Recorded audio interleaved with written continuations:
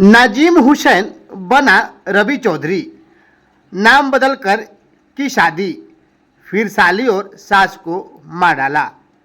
शादी के बाद साली के प्यार में पागल, साली और सास को ही मार डाला। आइए सुनते हैं इस संबंध में रोहतास पुलिस अधीक्षक रोशन कुमार ने क्या कहा।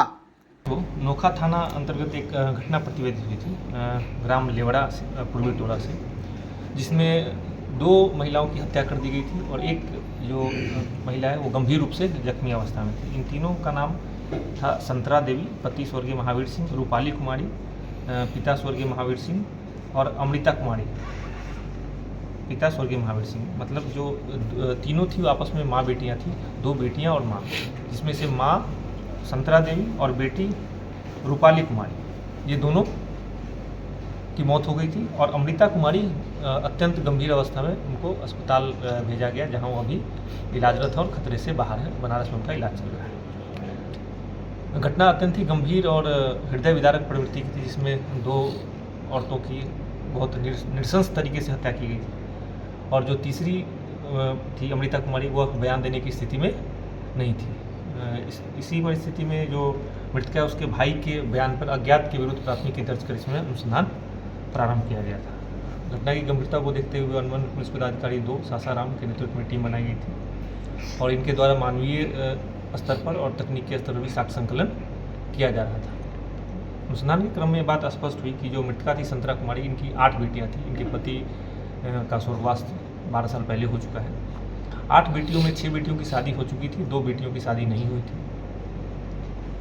इसी क्रम में पता चला इनका दामाद रवि चौधरी उर्फ नाजिम हुसैन, जो सारण का रहने वाला है, वो कई साल पहले इस गांव में आया था और उसने अपनी पहचान गलत बताकर अपना नाम रवि चौधरी बताया था, जबकि उसका असली नाम नाजिम हुसैन है, जो सारण का रहने वाला है। उसने इनकी तीसरे नंबर की जो बेटी है, तीसरे स्थान पर जो बेटी, उससे शादी की थी, जबकि नाजिम हुसैन पहले से शादीशुदा था।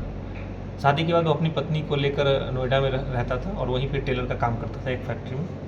और इसी क्रम में पत्नी के अलावा उसकी जो 7वें स्थान पे जो बेटी थी, उससे इसका प्रेम प्रसंग चालू हो गया और ये अपनी साली को ही बुलाकर अपने पास ही कई सालों तक अपने साथ रखा।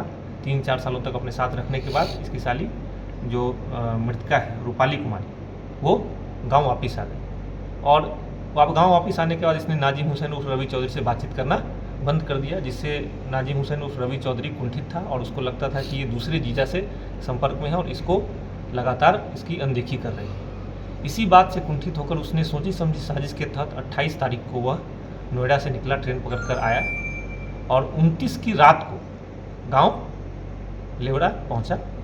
रात्रि में बात करने के बहाने यह रूपाली कुमारी को घर से बाहर लेके गया, घर के पास जो खेत है वहीं पर, और ये पहले से अपने पास एक धारदार हथियार छुपाए हुए थे। घर के पास ही मूंग के खेत में इसने बहुत ही बेरहमी से रूपाली की हत्या कर दी।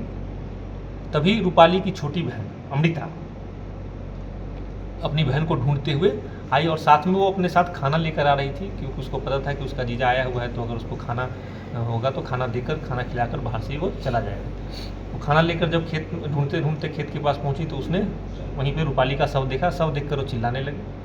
उसको चिल्लाते देख नाजिम हुसैन और रवि चौधरी ने उसकी भी हत्या करने की कोशिश की। गंभीर रूप से उसको जख्मी अवस्था में वो बेहोश हो गई, तो उसको मरा हुआ जानकर वो फिर वहाँ पे बैठा था। इसी बीच दोनों बेटियों को ढूंढती हुई दोनों बेटियों की माँ संतरा देवी पहुँची, जो अपनी दोनों बेटियों का शव देखकर घबरा गई और चिल्लाने लगी। उसके बाद उसी हथियार से और पत्थर से कुचलकर उस दोनों की माँ संतरा देवी की भी इसने हत्या कर दी। तीनों को मरा समझकर यह वहाँ से फरार हो गया। अगले दिन यह सासाराम से ट्रेन पकड़ के वापस नोएडा चला गया और किसी से संपर्क में यह नहीं था। नोएडा पहुँचने के बाद इसने अपने परिवार को संपर्क किया और कई जगहों पर अपना स्थान बदल चुका था। जो हमारी टीम थी वो पिछले 5 दिनों से नोएडा में कैंप कर रही थी। इनके द्वारा उसके अलग अलग ठिकानों के बारे में पता किया, कहाँ कहाँ। इसी बीच ये चीज़ स्पष्ट हुई, उसने 3 जगह अपना मकान इसी बीच बदला था। नोएडा पुलिस द्वारा इसमें बहुत ही बेहतरीन तरीके से सहयोग करते हुए एक एक करके इसके सारे ठिकानों की खोज की गई और अंत में पुलिस टीम द्वारा रेकी करते हुए नोएडा में जो इस चौल में जहाँ ये रह रहा था वहाँ से इसको गिरफ्तार किया गया। गिरफ्तारी के उपरांत इसने अपनी सारी बात जो पूरा घटनाक्रम सिलसिलेवार तरीके से कैसे इसने इस घटना को अंजाम दिया उसके बारे में बताया और वहाँ के माननीय न्यायिक दंडाधिकारी के समक्ष प्रस्तुत करके 48 घंटे के ट्रांजिट रिमांड पर इसको नोएडा से यहाँ लाया गया।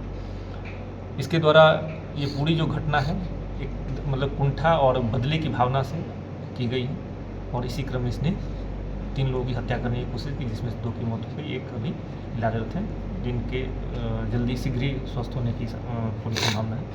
और चूँकि इस घटना में पूरी टीम द्वारा बेहतरीन तरीके से अनुसंधान करके कम से कम समय में एक दूसरे राज्य से एक सघन इलाके से छापेमारी करके इस टीम को पकड़ा गया, इसलिए इस पूरी टीम को पुरस्कृत किया जाएगा और अगले 15 दिनों के अंदर इस कांड में अनुसंधान पूर्ण करके माननीय न्यायालय में आरोप पत्र समर्पित किया जाएगा और स्पीडी ट्रायल चलवा कर इसमें तुरंत सजा कराने के लिए पूरा प्रयास हमारी टीम द्वारा किया जाएगा।